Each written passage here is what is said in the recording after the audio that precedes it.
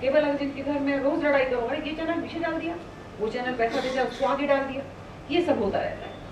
लेकिन अब तो चैनल इतने ज्यादा हैं कि स्टैम्पीड हो जाता है। मतलब कोई इवेंट हो जाए, अगर ममता और मुलायम एक साथ प्रेस कॉन्फ्रेंस कर रहे हैं तो एक दूसरे के ऊपर वीडियो कैमरा वाले गिरे जा रहे हैं, उनको बेचारों को लाना है। कोई पीछे छूट गया तो उसकी नौकरी चली जाएगी। नेता लोगों को 10 मिनट चुप रहना पड़ता है, क्यों? क्योंकि बोलना शुरू करते हैं तो दूसरे से बोलता है चुप, नीचे का कैमरा, माइक नीचे कर, ये सब इतना सारा। लेकिन ये विस्तार है, इन 17 सालों में विस्तार पाया है टेलीविजन। 17 सालों में टेलीविजन कहाँ पहुंचा है, टेलीविजन न्यूज कहाँ पहुंची है, वो हमने देखा। पर इसके बाद आता है बड़ा सवाल, प्रोडक्ट, जिसकी बात मैं कह रही थी कि 20 मिनट का वो जो एसपी का प्रोडक्ट था उसने खबरों की दुनिया में क्रांति मचा दी। अब 17 साल बाद जो प्रोडक्ट्स हैं, बहुत सारे हमारे तमाम प्रोडक्ट्स हैं, क्षेत्रीय हैं, नेशनल हैं, दूसरी भाषाओं के हैं, सब हैं। हम प्रोडक्ट क्या दे? अभी मैं बिना नाम लिए, क्योंकि कोई नाम इसमें देखिए, किसी चैनल का नाम, किसी व्यक्ति का नाम, किसी संपादक का नाम, वो महत्वपूर्ण नहीं है।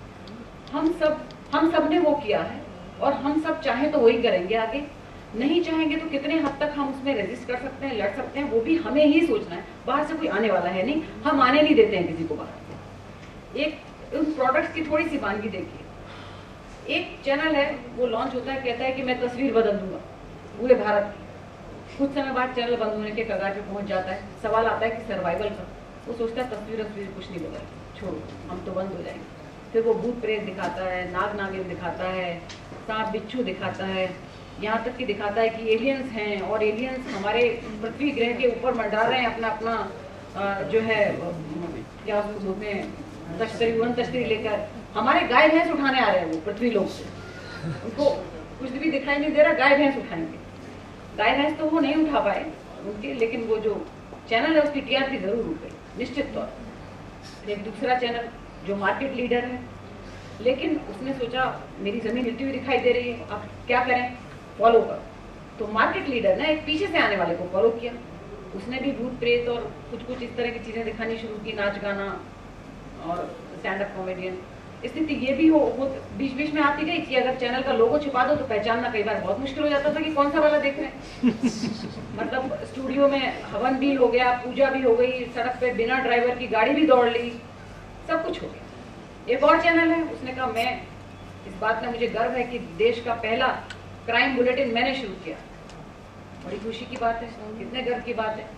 कहानी जैसे कोई चैनल है जो जब सब बाबा, एक बाबा पे सब चैनलों का सब माफ कीजिए सारे कानून का शिकंजा कस रहा है, तो वो आधे घंटे का प्रवचन टेलीविजन चैनल पे लगातार दे रहे हैं। एक चैनल है जो अपने आप को बड़ा पाक साफ बनता है, लेकिन राखी सावंत को खूब दिखाता है, क्योंकि उसी के सिस्टर चैनल में है वो। उन्होंने कार्यक्रम किया तो दिखाया उन्होंने काट छाट के। एक चैनल है जिसने सोचा कि ये सारे के सारे चैनल जो हैं ये तो इसी से टीआरपी कमा रहे हैं, मैं आऊं तो ऐसे धमाकेदार एंट्री करूं, मैं इन सबको पीछे छोड़ दूं। तो उसने धमाकेदार स्टिंग से अपनी शुरुआत की। उसके बाद वो टीचर ने मुकदमा कर दिया और वो चैनल को ऑफ एयर हो जाना पड़ा। तो कुल मिला के सवाल ये है कि हम ये सब जो हम अच्छा कर रहे हैं वो अच्छी बात है जो हम कर रहे हैं, जो हम ये सब कर रहे हैं ये क्या कर रहे हैं। जब हमारे स्टूडियो में हम डिस्कशन करते हैं और कोई नेता हमसे कहता है हम दागी, हमको बड़ा शौक है, हर चुनाव आते हैं हम सब प्रोग्राम करते हैं क्या कि कितने दागी राजनीति में हैं, कितने दागी चुनकर संसद में आ गए, कितने दागी विधानसभाओं में आ गए हैं। तो हम जब नेता से पूछते हैं तो नेता क्या कहता है, गलती जनता की है, जनता चुन के क्यों भेजती है, जनता जिन्हें चुन के भेजती है वही तो आते हैं पार्लियामेंट में, वही आते हैं विधानसभाओं में, और हम उनसे लड़ पड़ते हैं। हम कहते हैं पॉलिटिकल पार्टियां उन्हीं तो खड़ा करती हैं, जिनको खड़ा करती है उन्हीं में तो जनता चुनेगी। आज अगर हम ये बात कहते हैं कि हम वही दिखा रहे हैं जो दर्शक देखना चाहता है, तो मुझे लगता है कि ये उसी तरह का दलील है कि दर्शक जो देखना चाहता है हम वो दिखा रहे हैं। हम दिखाने के बाद तय कर रहे हैं ना कि दर्शक क्या देखना चाहता है। और दूसरी बात, कहीं तो हमको रोक लगानी होगी ना, कहीं तो हमको सरोकार से अंदर क्या आया है, बाजार हावी हो गया है, टीआरपी हावी है, न्यूज चैनल चलाने वाले जो हैं उनके लिए कोई मिशन नहीं है। उनको लगता है कि उनको ये लगता है कि ये तो व्यवसाय है, हम कोई चैरिटेबल इंस्टीट्यूट तो चला नहीं रहे हैं कि हम चैरिटी कर रहे हैं, आप लोग आइए कीजिए। तो इसीलिए उनको भी लगता है कि पैसा कमाना चाहिए। और अब तो और जो खबरें आ रही हैं और भी कॉर्पोरेट घरानों का पैसा लगता जा रहा है, क्या होगा आने वाले समय में इसकी कल्पना की जा सकती है। लेकिन सरोकार जो है वो कम हो रहे हैं और मुझे नहीं लगता कि हमको इसके लिए बाजार को पूरी तरह से दोष नहीं देना चाहिए, क्योंकि गुंजाइश रहती है। उस गुंजाइश के लिए लड़ते भिड़ते रहना चाहिए। पत्रकार वही है, एसपी ये कहते थे उस वक्त में कि वो पत्रकार नहीं है, वो रिपोर्टर नहीं है जो अपनी रिपोर्ट के लिए, वो जुझारू नहीं है जो अपनी रिपोर्ट के लिए लड़ भिड़ नहीं जाता। जब हम लोग रिपोर्ट कलेक्ट करके लाते थे और वो कहते थे नहीं इसमें तो कुछ दम नहीं है, इसमें तो ऐसा है, अगर जो रिपोर्टर बैठ जाता था अच्छा ठीक है सर, थैंक यू सर, बैठ जाओ। और जो रिपोर्टर लड़ता था कि नहीं सर ऐसा नहीं, इसमें ने इसलिए ये रिपोर्ट की, इसमें ये बात है, इसमें ये बात है, इसमें ये हो सकता है, इसलिए मुझे लगता है ये इसलिए देखी जाएगी, इसमें ये पॉइंट है। अगर वो 10 मिनट तक अपने पॉइंट्स रखता रहता था, उनको लगता था खबर जाए या ना जाए वो दूसरी बात है, पर वो उनको बहुत खुशी देता था। और वो कहते थे कि उस रिपोर्टर में रिपोर्टर होने का फैब्रिक नहीं। आप लहंगा बनाएंगे टाट से तो नहीं बना सकते ना, आपको तो सिल्क चाहिए ना, आपको कोई कपड़ा ऐसा चाहिए जिसका फॉल हो।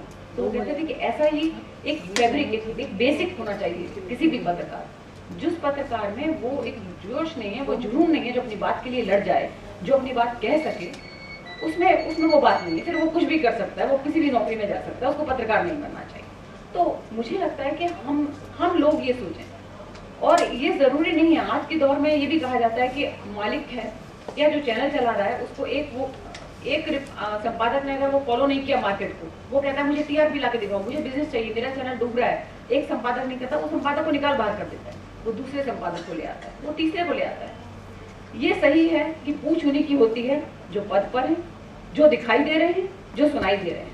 लेकिन इसके साथ ही जो पद पर नहीं है, जो सुनाई नहीं दे रहे किसी चैनल पर, जो दिखाई नहीं दे रहे किसी चैनल पर, क्या वो दोयम दर्जे के पत्रकार हैं? या वही सब महारथी है जो दिखाई दे रहे हैं, सुनाई दे रहे हैं, या किसी पद पर है? ऐसा तो नहीं है।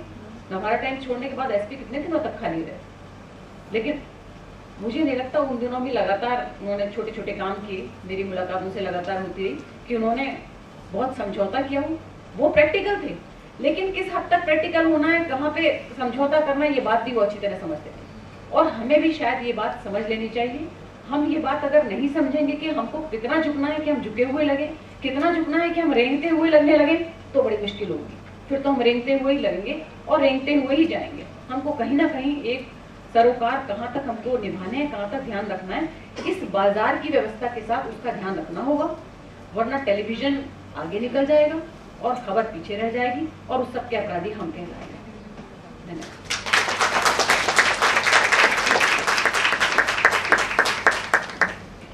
टेलीविजन खबर और भाषा, बहुत सुंदर, बहुत ही सुंदर बात की अलका जी ने। जब आज तक शुरू हुआ तब मैं भी एक निजी चैनल में थी, क्योंकि अब कोई किसी का नाम नहीं ले रहा तो मैं भी किसी का नाम नहीं लूंगी। तो एक दिन खबर पढ़ी जा रही थी और कहा